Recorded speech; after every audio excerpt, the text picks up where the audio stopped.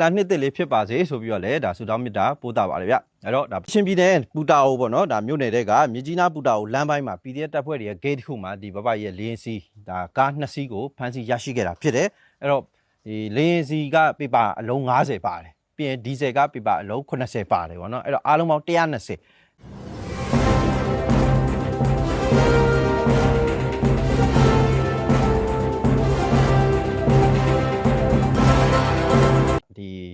ဒီလာတဲ့လမ်းတစ်လျှောက်မှာပေါ့နော်စစ်ကောင်စီ gate စကန်တွေအကုန်လုံးကိုသူကဖျက်လာခဲ့ပြီးတော့အဲ့ PDF gate ကိုရောက်တဲ့အချိန်မှာလဲသူတို့ကPDF တပ်ဖွဲ့တွေကလည်းစဉ်းစားမှာပါဗျာသိအောင်မလို့ဟာဒီဓာတွေကဘာလဲဒါလင်းစီးတွေဒီဥစ္စာဆိုရင်ဒီလင်းစီးတွေဟုတ်မဟုတ်ဆိုတဲ့ဟာကိုစစ်ဆေးတာပေါ့နော်စစ်ဆေးပြီးတော့နောက်ဆုံးတွေ့ရှိရတယ်နောက်ဆုံးဒါဖော်ထုတ်နိုင်သွားတယ်ဆိုတဲ့အချိန်မှာတင်းစီဖို့အထိဖြစ်သွားတာပေါ့နော်အဲ့အစတော့တွေးမှာပေါ့နော်သူတို့ဒီတည်လာတဲ့ကောင်တွေကလည်းတွေးမှာပေါ့ငါတို့တောက်လျှောက်လွတ်လာပြီအဲ့ကြတော့ဒီ gate တွေလည်းလွတ်သွားရင် AC ပဲပေါ့ဒါပေမဲ့ PDF ကသိရတာပဲအရန်ညံကောင်းတယ်ပေါ့နော်အဲ့အကြောင်းမလို့ရောကြောင်ပြီးတော့လုံးလို့မရဘူးရှေ့မှာသူတို့ဖျက်ခဲ့တာကစစ်ကောင်စီ gate scan တွေဖြစ်တဲ့အတွက်ပေါ့နော်သူတို့ကဒီထောက်ခံချက်တွေဘာတွေညာတွေကအစသူတို့ gate scan တွေမှာပေးခဲ့လိုက်မယ်ပုံစံမျိုးပေါ့နော်အဲ့တော့သူတို့ဘက်ကနေတော့ဖျက်လာလို့ရတယ်ဒါပေမဲ့ပူတာကို PDF ကသိမ့်ပိုက်နိုင်ခဲ့တာဖြစ်တယ်လုံးဝဒီလိုမျိုးသိမ့်ပိုက်နိုင်ခဲ့တဲ့အတွက်အာပါတီးဖြစ်နေကြတဲ့ပြည်သူတွေလည်းရှိတယ်ဘာကြောင့်လဲဆိုတော့ဒါစစ်ကောင်စီကဒီလေချောင်းတိုက်ခိုက်မှုနဲ့ပေါ့နော်ပြည်သူတွေရော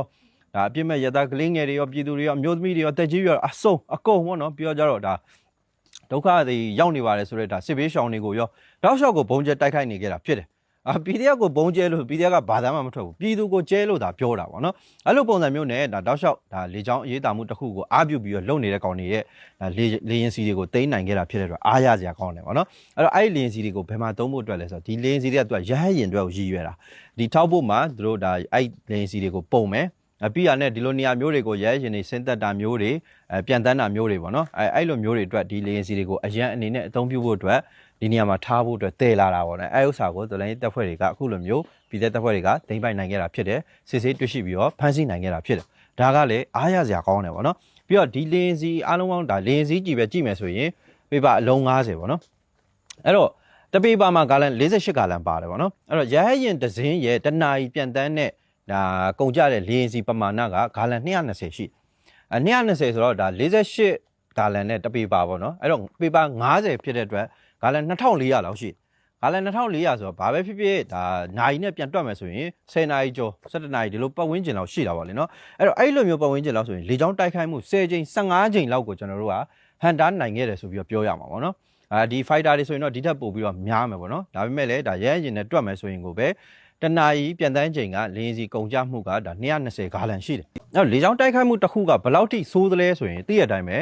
လုံးဝဗျာသိရတဲ့အတိုင်းပဲပေါင်ကတစ်လုံးချလိုက်တာနဲ့ဘယ်လောက်ထိပျက်စီးသွားသလဲဘယ်လောက်ထိထိခိုက်သွားသလဲပေါ့နော်နေအိမ်နေဒါပြည်သူတွေပေါ့နော်အယောက်40ဆိုလဲပျောက်သွားနိုင်တယ်အယောက်50ဆိုလဲပျောက်သွားနိုင်တယ်ပေါ့နော်အဲ့တော့အယောက်40 50နဲ့တွက်ကြည့်မယ်ဟဲ့ဆိုတဲ့ခါကျရင်လေချောင်းတိုက်ခိုက်မှုပေါင်း10ချိန်15ချိန်လောက်ကိုဒါကျွန်တော်ဟန်တာနိုင်ခဲ့တာဖြစ်တယ်လူပေါင်းအသက်ရာနဲ့ချီထောင်နဲ့ချီကိုကယ်တင်နိုင်ခဲ့တာဖြစ်တယ်ဒါကြောင့်မလို့အားရကြတာပြည်သူတွေအားရသလိုကျွန်တော်တို့လည်းအားရတယ်ပေါ့နော်အဲ့တော့ဒီလေရင်စီတွေကိုတော့စစ်ကောင်စီကဒါသူတို့ရီမက်ချက်နေရာကိုမပို့ဆောင်နိုင်တော့ဘူးဒီကောင်တွေဘက်ကတော့တရားနဲ့ပတ်သက်လို့ရီမောနေတာရှိတယ်ပေါ့နော်ဒီလောက်ဂါလန်လေးနဲ့ငါတို့ကဘာဖြစ်ရမှာလဲပေါ့နော်ဒီလောက်ဂါလန်လေးနဲ့ငါတို့ကဘာထိခိုက်ရမှာလဲပေါ့နော်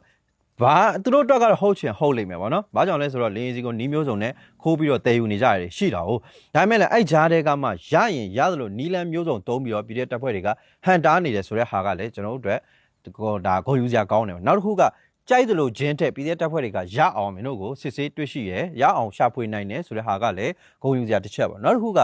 ါအပြစ်မဲ့တဲ့ပြည်သူတွေပေါ့နော်ကလေးငယ်တွေမြို့ပြည်သူတွေအများကြီးရဲ့အသက်ကိုကယ်နိုင်ခဲ့တယ်ဆိုတဲ့ဟာကလည်းဒါတတ်ဖို့အတွက်တားဆီးနိုင်ခဲ့တယ်ဆိုတဲ့ဟာကလည်းဂုဏ်ယူစရာအချက်တစ်ချက်ပေါ့နော်အဲ့တော့အများကြီးပဲအကျိုးရှိပါတယ်ပြီးတော့ကျတော့မင်းတို့လုံနေသမျှဟာအကုန်လုံးငါတို့မသိဘူးများမှတ်နေလားဆိုပြီးတော့စစ်ကောင်စီကိုတိတ်ခါချနိုင်ခဲ့တဲ့အကွက်တစ်ခုလည်းဖြစ်တယ်အဲဒါကြောင့်မလို့အားရကြတယ်ကျွန်တော်ပြည်သူတွေကတော့အားရတယ်မင်းတို့ဘောမတွေဘက်ကကောင်တွေကတော့ဘလို့ထင်နေငါတို့စောက်ကူလည်းမဆိုင်ဘူးပေါ့နော်မင်းတို့ကောင်တွေကတတ်ဖို့ဖြတ်ဖို့အတွက်ပဲစဉ်းစားနေတဲ့ကောင်တွေပေါ့နော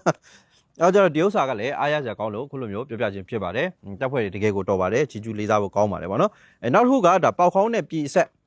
်ကျောင်းချောင်းရွာမှာအထိုင်ချထားတဲ့စစ်ကောင်စီကိုဝင်တိုက်တယ်စစ်ကောင်စီ၄ယောက်သေးတယ်2ယောက်တန်ရရတယ်အရင်ကအဲ့နေရာမှာသူကဒီတက်ဆွဲလိုက်ပြန်သွားလိုက်တက်ဆွဲလိုက်ပြန်သွားလိုက်ဆိုကာကင်းဒါမှမဟုတ်လေလမ်းကင်းဆိုတဲ့ပုံစံမျိုးသူတို့ကထားတာပေါ့နော်အဓိကတော့ point အရေးကြီး point နေရာတစ်ခုဖြစ်တယ်အဲ့နေရာကနေထောက်ပြီးတော့ဒီလမ်းကြောင်းနေဒါလူကြီးလမ်းကြောင်းနေလူကြီးလာတဲ့ခီးစင်နေဒါမျိုးပုံစံမျိုးတွေအတွက်သူတို့အဆောင်ရှောက်နေနဲ့ထားတဲ့နေရာမျိုးအဲ့လိုနေရာမျိုးကိုတော်လိုင်းတပ်ဖွဲ့တွေကဝင်တိုက်တာ ဘာကြောင့်ဝင်တိုက်လဲဆိုတာအဲ့ကောင်တွေကလည်းအရင်တော့ကလာလိုက်ပြန်လိုက်နေလိုက်ပြန်လိုက်လှုပ်တဲ့အနေထားဒါပေမဲ့ရွေးကောက်ပွဲကာလဖြစ်တဲ့အတွက်အဲ့နေရာမှာသူကတက်ဆွဲတယ်ဆွဲပြီးတော့လက်နက်ကြီးပါအထိုင်ချတာနဲအဲ့ဒါကြောင့်မလို့တပ်ဖွဲ့တွေကလည်းဝင်ကျုံးပစ်တ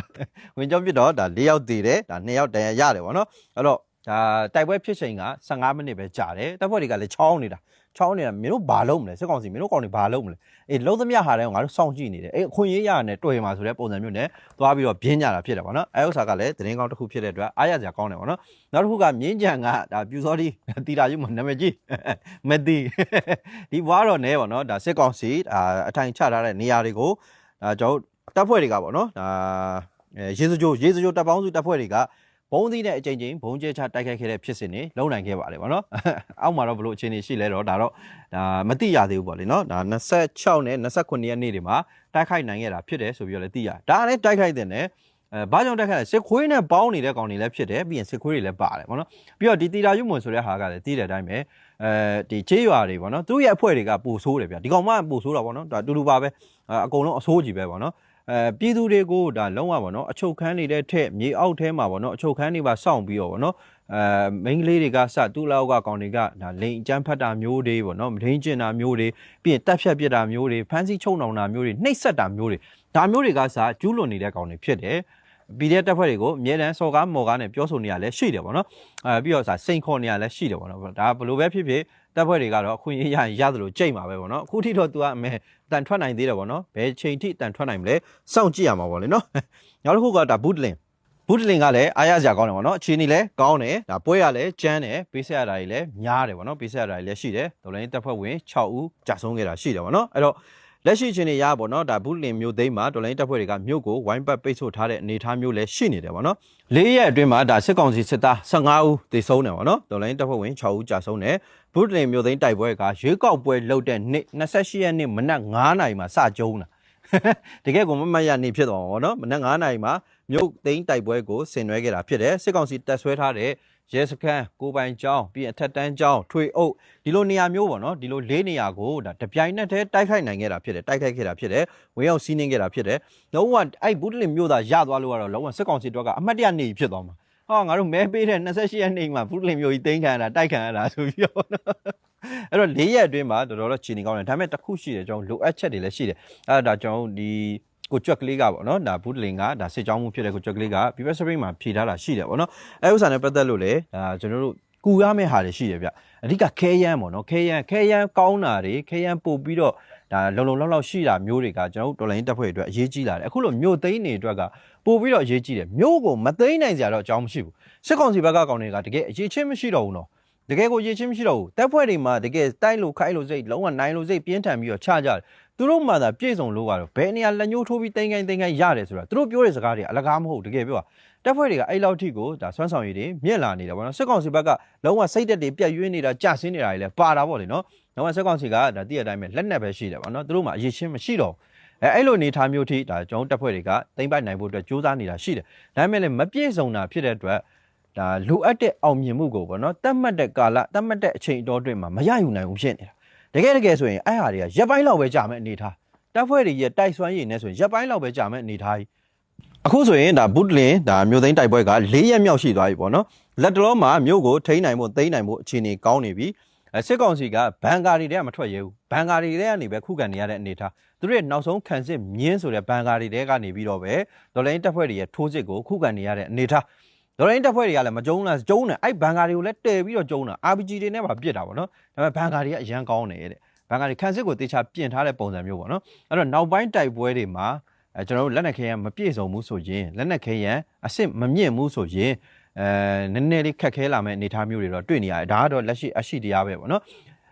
်လူတဦးချင်းစီနဲ့ဒါစိတ်တက်နဲ့လောက်ရကြရင်နဲ့ရှင်မဲ့ဆိုရင်တော့စစ်ကောင်စီကတာစရာအကြောင်းမရှိဘူးပေါ့နော်ဒါပေမဲ့သူတို့ဘက်ကအစ်စ်မြင့်လာတဲ့ဒီပညာတွေရှိတယ်ပို့ပြီးတော့စနစ်တကျပြင်ဆင်ထားတဲ့ခံစစ်တွေရှိလာတယ်အဲ့လိုအနေအထားမျိုးတွေကိုတော်လိုင်းတပ်ဖွဲ့တွေကအရင်လိုမျိုးကြီးကာမပါဘာမပါကြီးကာအုတ်ထုပ်မပါလက်လုံဆိုတဲ့တနတ်မျိုးတွေနဲ့တက်ပြီးတိမ့်နေမယ်ဆိုရင်မရဘူးလားဆိုရတော့ရတာပဲရှေ့မှာလည်းအဲ့လိုမျိုးလဲလောက်ခဲ့ကြတာပဲဒါပေမဲ့ပေးဆက်ရင်းနှီးမှုတွေကအရန်များလာမယ်အရန်ကြီးလာမယ်ဆိုတဲ့ဟာလေးဒါကျွန်တော်တို့တွက်ချက်မိတယ်ပေါ့နော်အဲ့တော့အဲ့ဥစ္စာအတွက်ကိုလည်း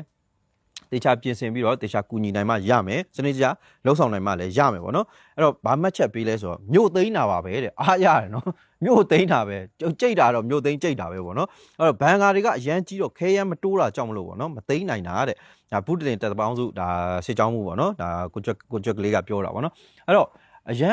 ်အားရစရာကောင်းတယ်အဖွဲ့တွေကလုံးဝအဆုံးထိချတာမြို့သိမ်းတာမြို့သိမ်းတာပဲပေါ့နော်ဒါပေမဲ့ခုနလိုခဲရမ်းမကောင်းတဲ့ခါကျတော့သိမ်းမှုအတွက်အခက်အခဲတွေဖြစ်နေရရှိတယ်အခုဆိုဘာဖြစ်နေလာလဲဆိုတော့ဒီမြို့ကိုတကယ်ရက်ပိုင်းလောက်အတွင်းမှာသာသိမ်းနိုင်ခဲ့မယ်ဆိုရင်အခုနမခါလာတဲ့စစ်ကူစစ်ကြောင်းကအဲ့မြို့ကိုမရောက်ဘူးအခုကတော့နည်းနည်းရက်ပိုင်းလောက်ကြာလာပြီ၄ရက်လောက်ကြာလာပြီဖြစ်တဲ့အတွက်ပေါ့နော်သူတို့လည်းစစ်ကူစစ်ကြောင်းလွတ်တယ်လေကြောင်းကနေလည်းတိတဲ့အတိုင်းပဲဘယ်နေရာတိုက်ပွဲဖြစ်ကျဲနေတာလက်နက်ကြီးပစ်ကူကလည်းတောက်လျှောက်ပေးသေးတယ်ပေါ့နော်အဲ့လိုမျိုးနေထားနဲ့ရင်ဆိုင်နေရတာဖြစ်တဲ့အတွက်လက်နက်ခဲယမ်းသာကောင်းကောင်းရမယ်ဟေ့ဆိုရင်အဲ့တော့စစ်ကူစစ်ကြောင်းနေမရောက်လာခင်တွေကကြိတ်ပြလိုက်လို့ရတယ်ပေါ့နော်နောက်တစ်ခုကစင်နီးပြူရိုင်နဲ့ပတ်သက်လို့လည်းတပ်ဖွဲ့တွေကကြိုတင်ပြင်ဆင်ရမယ့်အပိုင်းတွေလည်းရှိလာမှာပေါ့လေနော်အဲ့တော့ခဲယမ်းကအရန်စကားပြောတယ်ပေါ့နော်ကျွန်တော်ရှေ့မှာဖြစ်စဉ်တွေမှာတိုက်ပွဲတွေမှာကြီးလိုက်မယ်ဆိုရင်ကျွန်တော်တပ်ဖွဲ့တွေရဲ့တိုက်ဆွမ်းရည်ကတကယ်ကိုအံ့ဩစရာကြီးပြီးရင်တက်တိပြက်တိအရန်ကောင်းတာနော်ဘန်ကာထဲမှာလက်ပြပုံပြစ်ထည့်တာမျိုးဘန်ကာထဲမှာတနက်ပြောင်းထည့်ပြီးတော့ဘောက်ကုံဆွဲပလိုက်တာမျိုးဆိုတာကစစ်ကောင်စီဘက်မှာမရှိတော့ဘူးဟိုးရင်တော့ဟာရာဇဝင်းနေကြံခဲ့ပြီပုံမြင်နေပြစ်ကုန်ပြီပေါ့နော်ဒါပေမဲ့အခုလက်ရှိလူဒေါ်လာရင်းကာလမှာကျတော့ဒေါ်လာရင်းတပ်ဖွဲ့တွေကတကယ်လုံးပြနေတကယ်ကိုတမိုင်းတွင်အောင်လုံးပြနေတာပေါ့နော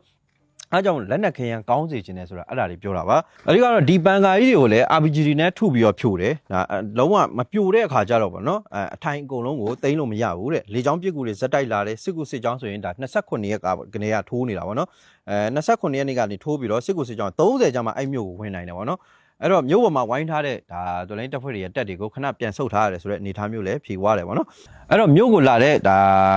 စစ်ကြောင်းကဗောနော်မြို့မှာရှိတဲ့စစ်ကြောင်းက29ရက်နေ့ဒီကနေ့ကနေပြီးတော့ဒါသူတို့30ရက်နေ့ထိသူတို့အသေးအတန်ပုံစံမျိုးတွေတော့ကြိုးစားနေတာတွေတွေ့ရတယ်ဗောနော်ဒါပေမဲ့လည်းဒေါ်လိုင်းတပ်ဖွဲ့တွေဘက်ကလက်နက်ခဲယမ်းမပြည့်စုံတာဗောနော်လက်နက်ခဲယမ်းမကောင်းတာတွေကြောင့်မလို့အခုလိုမျိုးခဏပြန်ဆုတ်ရတဲ့အနေအထားမျိုးလည်းရှိကောင်းရှိမှာပေါ့လေနော်ဒါပေမဲ့ထိန်းနိုင်သိမ်းနိုင်ဖို့အတွက်ကတော့တော်တော်လေးခြေနေကောင်းတယ်ဆိုပြီးတော့သိရရှေ့တစ်ခုမှလည်းကျွန်တော်ဖတ်ရသေးတယ်အဲ့ဟာကျတော့ဘာလဲဆိုတော့ကျွန်တော်တို့မြို့သိမ်းနိုင်ဖို့အတွက်ကိုဆိုရင်လက်နက်ခဲယမ်းလိုပါတယ်ဆိုပြီးတော့ပြောပါရှိတယ်ဗောနော်အဲ့တော့တိုက်ပွဲအတွင်းမှာအဲ့လိုပြောရတာတော့မကောင်းဘူးဗောနော်တပ်ဖွဲ့တွေလည်းဒီလိုမျိုးနဲ့ပတ်သက်ရင်တော့သူတို့လည်းပြောချင်မှာတော့မဟုတ်ဘူးဒါပေမဲ့ခုနလိုဗောနော်ဒါတေချာသိမ်းနိုင်ခြင်းလို့တေးသေးချာချာကိုလုံးဝအောင်မြင်မှုရခြင်းလို့ဆိုတဲ့ပုံစံမျိုးနဲ့ဒါမဖြစ်မနေထုတ်ပေါ်ပြီးတော့ပြောရတာဖြစ်လိမ့်မယ်ဗောနော်တော်တော်ကိုဒါဖီအားကြားတဲ့ကနေပြီးတော့လောက်ရတဲ့အနေအထားမျိုးတွေတော့မြင်တွေ့ရတယ်ဗောနော်အဲ့တော့အဲ့အပိုင်းတွေမှာလည်းတက်နိုင်သလောက်ကူညီပေးကြဖို့တောင်းဆိုချင်ပါတယ်နောက်တစ်ခုကဒါကပ္ပစစနစ်နဲ့ပတ်သက်လို့ဗောနော်ကပ္ပစတွေနားမှာတော်တော်လေးဒါပွဲတွေကတော့ဖြစ်လာနေပြီဗောနော်ရှေ့မှာလည်းကပ္ပစ22တို့24တို့ဒီလိုနေရာမျိုးတွေကိုတွေ့တန်းထားတဲ့အဓိကဓာတ်အားပေး line တွေဓာတ်တိုင်တွေအကုန်လုံးကို100ဓာတ်တိုင်100လောက်ကိုတစ်ချိန်နဲ့တစ်ပြိုင်နဲ့ဖောက်ခွဲရှင်းလင်းနိုင်ခဲ့တဲ့ဟာတွေလည်းရှိတယ်ဗောနော်အဲ့တော့ဘယ်လိုပဲဖြစ်ဖြစ်ကပ္ပစတွေကိုတော့ဦးတည်ပြီးတော့ဒုက္ခတွေပေးနေပြီလုံးဝတောကတွေပေးနေပြီဗောနော်ဒီကောင်တွေမီးတွေပါပြက်သက်တွေပါလေပတ်လို့မရတဲ့အနေထားရောက်အောင်တော့နီးလန်မျိုးစုံသုံးပြီးတော့ချနေပြီဗောနော်သူတို့မှအရန်မီးဆက်တွေဘာတွေညာတွေဒါမျိုးတွေတော့ရှိကောင်းရှိမယ်အဲ့ဒါတွေအကုန်လုံးကလည်းကန့်သက်ချက်ရှိတယ်ဗောနော်အဲ့ကြတော့နီးလန်မျိုးတွေတော့စပြီးတော့သုံးနေပြီအဲ့ထဲမှာဗောနော်အခုဒါကပ္ပစစနစ်ကိုချိန်ချောက်ဖို့အတွက်လှုပ်လာနေတဲ့တိုက်ပွဲတစ်ခုလည်းတွေ့ရတယ်အဲ့ဒါကဒါကပ္ပစစနစ်ရဲ့အနောက်ဘက်10မိုင်အကွာကစင်ကော်ရွာတက်စကန်ဗောနော်အဲ့တက်စကန်ကလည်းကပ္ပစစနစ်အတွက်ရေးကြီးတဲ့တက်စကန်တစ်ခုဖြစ်တယ်အဲ့တက်စကန်ကိုတော်လိုင်းတပ်ဖွဲ့တွေကပိတ်ဆို့တိုက်ခိုက်နေတယ်ပိတ်ဆို့ပြီးတော့ချတာဗောနော်ဒီစကန်ကကပ္ပစစနစ်ရဲ့ကာကင်းဆိုပြီးတော့လည်းသိရတယ်ဒီစကန်ကိုတော်လိုင်းတပ်ဖွဲ့တွေကဒီဇင်ဘာ24ကနေစပြီးတော့ဒီနေ့ထိပိတ်ဆို့တိုက်ခိုက်နေတာဖြစ်တယ်စကန်ရဖို့အတွက်ကြိုးစားနေတာဖြစ်တယ်ဗောနော်အဲ့တော့စကန်ထဲမှာအင်အား30လောက်ရှိတယ်အဲ့အင်အား30လောက်ကဘဲမှထွက်ပြေးလို့မရတော့ဘူးအခုဘဲမှထွက်ပြေးလို့မရဘူးဘန်ကာထဲမှာပဲနေရတော့တာဗောနော်အကုန်ပိတ်မိနေတယ်တဲ့တော်လိုင်းတပ်ဖွဲ့တွေကဒါပိတ်ဆို့ထားတော့မဲ့စစ်ကောင်စီကစကန်မကြစေဖို့အတွက်ကပ္ပစစနစ်ကနေပြီးတော့စစ်ကူလှုပ်ပြီးကူခိုင်းနေတယ်လုံးဝဒါအဲ့စစ်ကူကလည်းဒါအောက်မမြင့်ကြီးရွာဗောနော်အဲ့နေရာနားလောက်ထိကိုရောက်နေပြီဆိုပြီးတော့လည်းသိရတယ်ဗောနော်တပ်ဖွဲ့တွေဒီစကန်ကိုသိမ်းပိုက်နိုင်မလားကပ္ပစစနစ်ကိုဆက်ပြီးတော့ဒါချင်းချောင်းနိုင်မလားဆိုတဲ့ဟာတော့ကျွန်တော်ဆက်ကြည့်ရမှာဗောနော်အဲ့ဒီစစ်ကူကလည်းဘယ်လောက်ထိမိုက်ရိုင်းလဲဆိုတော့ဒါပြည်သူတွေကိုဒါဒုက္ခပေးတာတွေသူစစ်ကူလာတဲ့စစ်ကြောင်းတော့ဒါတော့မှပဲပြည်သူကိုဒုက္ခပေးနေသေးတာအတိကတော့ငါတို့ကိုလာလို့ရင်ငါတို့ကမင်းတို့ချစ်ပါတယ်မင်းတို့ကာကွယ်ပါမယ်ဆိုတဲ့ပြည်သူကငါတို့ဒုက္ခပေးပြမယ်ဆိုတဲ့ရည်ရွယ်ချက်အဲ့လိုမျိုးပုံစံမျိုးနဲ့ပြည်သူကိုဒုက္ခပေးနေတာ ID အောက်မြင့်ကြေးရွာပါတော့ပြည်သူကိုရွာအလယ်မှာစုခိုင်းပြီးတော့ဗျပြည်သူမှာဘာဖြစ်ရှိလို့ကျွန်တော်ပြောပြအဲ့လိုမျိုးလှုပ်เสียကိုအကြောင်းမရှိတာအဲ့လိုအနိုင်ကျင့်เสียကိုအကြောင်းမရှိတာဒါပြည်သူလေ PDF မဟုတ်ဘူး PDF ဆိုရင်တော့လှုပ်ချင်လှုပ်အောင် PDF ကလည်းအဲ့လိုလှုပ်ခံမဲ့အစင်ထဲမှာမပါဘူးအကုန်လုံးကပြောက်တွေကင်ထားတာဗောနော်မင်းတို့မှလည်းရှိတယ်လို့ငါတို့မှလည်းရှိတယ်ဆိုတဲ့အစင်တွေဖြစ်နေပြီအဲ့တော့လက်နက်မရှိတဲ့ပြည်သူကိုအခုလိုမျိုးမမတ်ရန်ဆုပ်ဆုပ်ပဲလှုပ်နေတာအဓိကတော့ရွာလယ်မှာစုခိုင်းပြီးတော့အဲ့ပြည်သူတွေရဲ့နေအိမ်တွေကပစ္စည်းတွေကိုဖောက်ထွင်းခိုးယူနေတာတဲ့မရန်ဘူးလားကြော်ပြောခဲ့ သူတို့ရဲ့ပစ္စည်းကိုယူဖို့အတွက်သူတို့ကိုအနိုင်ကျင့်ပြီးတော့သူတို့ကိုရွာလယ်မှာစုပြီးတော့ဖမ်းထားတဲ့ပုံစံမျိုးကစားလှုပ်ထားခံရတယ်ပြည်သူကတနာဖို့ကောင်းတယ်ပေါ့နော်အဓိကတော့ဒါစစ်ကောင်စီဟာတခြားသူတွေအမြင်မှာလဲပေါ့နော်ပြောရမယ်ဆိုရင်PDF တွေကွာမင်းတို့မလုံးကြပါနဲ့တော့ကွာငါတို့ရွာသားတွေကိုလည်းတနာပါအောင်ကွာငါတို့ကမင်းတို့တိုက်ပြီဆိုတာနဲ့ငါတို့ကဒုက္ခတွေခံနေရဆိုတော့ပုံစံမျိုးအဲ့လိုမျိုးစိတ်မျိုးဝင်သွားအောင်အဲ့လိုမျိုးတားဆီးအောင် PDF တပ်ဖွဲ့တွေကိုမလိုလားတော့အောင်ဆိုတော့ဒီစိတ်သက်စစ်စင်ရေးတွေလှုပ်ဆောင်နေတာဖြစ်တယ်ဒါတွေကသူတို့အလကားလုပ်နေတာမဟုတ်ဘူးပေါ့နော်အခုနလိုပစ္စည်းယူတယ်ဆိုတဲ့ဟာတွေကကြတော့ရုံမာတာပေါ့ဗျာအဲ့ဒါကြတော့ဒါကတော့ရှင်းပါတယ်ပေါ့နော်အဲ့တော့အဲ့လိုမျိုးဒါရွာထဲမှာပေါ့နော်ဒါပြည်သူတွေကိုစုပြီးတော့ဒါဒီရွာထဲကအိမ်တွေကနေပြီးတော့ဖောက်ထွင်းတာမျိုးတွေလည်းလုပ်တယ်အဲ့စစ်ကြောင်းကသူက28ရက်နေ့ကနေသူကထွက်လာတာခုနပြောရနော်ဒီခုနကာကင်းဆက်ကကပ္ပသစနစ်နဲ့10မိုင်လောက်ပဲကွာအဲ့28ရက်နေ့ကနေထွက်လာတဲ့ကောင်တွေကအခုဒီအဲ့စကန်ကိုစစ်ကူမရောက်သေးဘူးစစ်ကူမရောက်သေးဘူးတိုက်ပွဲဖြစ်နေတာဒါ24ကနေ့ကပေါ့နော်24ကနေ့ကတိုက်နေတာ28ကျမှစစ်ကူပို့တယ်အဲ့28မှာစစ်ကူပို့တာကိုပဲခုဒီစစ်ကူကမရောက်သေးဘူးပေါ့နော်ဒါကြောက်နေတာဖြစ်မှာပေါ့နော်တကယ်လဲကြောက်မှာပဲပေါ့နော်ဘာကြောင့်လဲဆိုတော့ဘယ်နေရာပဲသွားဘလို့ပုံစံမျိုးနဲ့ပဲသူတို့ဒါမသိအောင်ပဲသွားဒါလူလူကလည်းသိတယ်ပေါ့နော်သိတာဖြစ်တဲ့အတွက်တော်လိုင်းတပ်ဖွဲ့တွေကလည်းဒီသတင်းတွေကိုအမြဲတမ်းရတာဖြစ်တော့သူတို့တွေအများတန်းမှာဘယ်လမ်းကြောင်းကိုပဲသွားခြုံကိုတိုက်ခိုက်ခံရတာဒီလျက်ပြက်တိုက်ခိုက်ခံရတယ်ဘလို့မိခဲ့သူလှုပ်လိုက်သည်မသိတော့ပါဘူးအဲ့လိုပုံစံမျိုးတွေကတောက်လျှောက်ကြုံနေရတာဖြစ်တဲ့အတွက်ပေါ့နော်သူတို့လည်းတဏီယာကိုသွားပြီးတော့စစ်ကူသွားခိုင်းတာပဲဖြစ်တိုက်ပွဲနေမိတဲ့ကိုလှုပ်ခံရတာပဲဖြစ်သူတို့မသွားခြင်းကြောင့်မသွားခြင်းကြားလို့လေတက်တီတွေကိုလိန်ပြီးတော့ပြနေကြတာပေါ့နော်အဲ့လိုပုံစံမျိုးတွေဖြစ်နေလိမ့်မယ်ဒါဒီစစ်ကူကလည်းအဲ့လိုပုံစံမျိုးပဲပေါ့နော်28ရက်နေ့ကလေးကစစ်ကူလွတ်လိုက်တာအခုထိမရောက်သေးဘူးပေါ့နော်10မိုင်ဘယ်နည်းရှောက်နေတယ်လဲတော့မသိဘူးပေါ့နော်အဲ့တော့ဒီစခန်းကတကယ့်ကိုအခိုင်အမာတိဆောက်ထားတာပေါ့နော်ဘန်ကာတွေဆက်သွယ်မြောင်းနေတခြားလှုပ်ထားတယ်ပြီးရင်ကပ္ပစစနစ်ရဲ့ဒါ CEO ဆိုပြီးတော့လည်းပြောကြရတယ်ရှိတယ်ပေါ့နော်အဲ့တော့ဒီစစ်ကောင်စီအနေနဲ့အခုနောက်ပိုင်းမှာခန်းစစ်တွေကိုတခြားပြင်ထားတယ်ပြီးတော့စစ်ကောင်စီစစ်သားတွေကလည်းသူတို့တေရမှာကြောက်တဲ့အတွက်အခုလိုမျိုးဘန်ကာတွေဆက်သွယ်မြောင်းတွေကိုတကယ့်ကိုခိုင်မာပုံစံမျိုးတွေနဲ့တော့လှုပ်ဆောင်လာနေပြီဖြစ်တယ်ဒါတွေကကျွန်တော်တို့တိကိုတီထားမယ်အရာတွေပေါ့နော်အရင်တော့ကလို့တော့ဒါစစ်ကောင်စီစစ်ကန်လုံးဝချန်စီယိုခနော်နဲ့ပုံစံမျိုးနဲ့တော့မဟုတ်တော့ဘူးပေါ့လေနော်အဲ့တော့ဒီစကန်ကိုအခိုင်အမာခံစစ်တိဆောက်ထားတယ်ဒါဝိုင်းပတ်ပိတ်ဆို့ထားတော့မယ်စစ်ကောင်စီကတေကန် drone တွေတုံးပြီးတော့ဒီ drone အချို့ကိုလည်းတော်လိုင်းတပ်ဖွဲ့တွေကသိမ်းဆီးရရှိတာတွေရှိသေးတယ်ဗျာအဲဒါကြောင့်မလို့ဒီစကန်ကနေပြီးတော့လည်းဒါနီးမျိုးစုံနဲ့တော့ဒါသူတို့စစ်ကူပေးတာတွေရှိသလိုနီလန်မျိုးစုံနဲ့လည်းတော်လိုင်းတပ်ဖွဲ့တွေကိုဒါထိုးစစ်တွေရက်တန့်အောင်လို့တိုက်ခိုက်နေရတယ်လည်းရှိတယ်ပေါ့နော်ပြီးရင်ဒီကာဗဆာစနစ်ကအရန်အရေးကြီးပါတယ်ဒါ60မမဘုံသီးတွေ81မမဘုံသီးတွေ120မမဘုံသီးတွေထုတ်လုပ်နေတဲ့တက်ဖြစ်တယ်ပေါ့နော်အဲဒါဆိုတော့ဘယ်လိုပဲဖြစ်ဒီဘုံသီးတွေကတော်လိုင်းတပ်ဖွဲ့တွေပြီးရင်ဒါပြည်သူတွေပေါ့နော်အပြစ်မဲ့ရသားပြည်သူတွေကိုလက်ကြီးနဲ့ပြစ်ခတ်တိုက်ခိုက်မဲ့နေရာတွေမှာအသုံးပြုတဲ့ဘုံသီးတွေဖြစ်တယ်အဲ့လိုနေရာမျိုးတွေကိုအခုလိုမျိုးပေါ့နော်ချင်းချောက်ထားနိုင်တာကလည်းအရန်အားရစရာကောင်းတယ်ပေါ့နော်ဘလို့တော်လိုင်းတပ်ဖွဲ့တွေကဒီလိုမျိုးတွေလှုပ်ဆောင်နိုင်မှုအတွက်ကိုလည်းမြေပြင်မှာအားကျိုးမှန်တဲ့နဲ့စ조사နေကြတယ်ပေါ့နော်အဲဒါကြောင့်မလို့သတင်းကောင်းတွေလည်းအများကြီးရှိပါတယ်ခုဆိုရွေးကောက်ပွဲနဲ့ပတ်သက်တဲ့ဟာတွေဆိုရင်လည်းအရန်ကြီးစရာကောင်းတယ်ပေါ့နော်တနေရာမှမနိုင်တဲ့ပါတီလည်းရှိလာတယ်ပေါ့နော်အဓိကတော့မင်းအောင်လှိုင်ရဲ့အတူရောက်ရွေးကောက်ပွဲကိုယုံကြည်ပြီးတော့ဝင်ပြိုင်ပါတယ်ဆိုတဲ့ပါတီတွေအခုဆိုရင်အဆက်တကွဲအကျိုးနဲ့ဖြစ်နေရပြီပေါ့နော်အဲအကြောင်းလို့ပြည်သူကဆန့်ကျင်ခဲ့တာဖြစ်တယ်အဲအကြောင်းမလို့ရှေ့ပိုင်းကာလတစ်လျှောက်လုံးမှာအတွေ့အကြုံတွေရှိခဲ့တဲ့ညာပုံကိုယ်တွေကအစဒီရွေးကောက်ပွဲနဲ့ပတ်သက်လို့ပေါ့နော်အယုံကြည်မရှိကြဖို့ပြောခဲ့တာဖြစ်တယ်အဲ့တော့ဘလို့ပဲဖြစ်ဖြစ်ဒီရွေးကောက်ပွဲကတော့ဒါရုပ်ပြက်ဆင်းပြက်နဲ့ပထမပိုင်းအပိုင်း1တော့ပြီးသွားပြီပေါ့လေနော်အဲ့တော့အပိုင်း2နဲ့3နဲ့လည်းကြံအောင်မယ်အဲ့လိုမျိုးဒါကျင်းပလာပြီဆိုတဲ့အခါကျရင်လည်းတော်လိုင်းတပ်ဖွဲ့တွေနဲ့ပြည်သူတွေကလက်တွဲညီညီနဲ့ရနီလန်းနေနဲ့ဆန့်ကျင်ကြဖို့အရေးကြီးပါတယ်ဆိုတဲ့အကြောင်းလေးဒီနေ့ကနေပြောချင်ပါတယ်ဗျအားလုံးပဲကျေးဇူးတင်ပါတယ်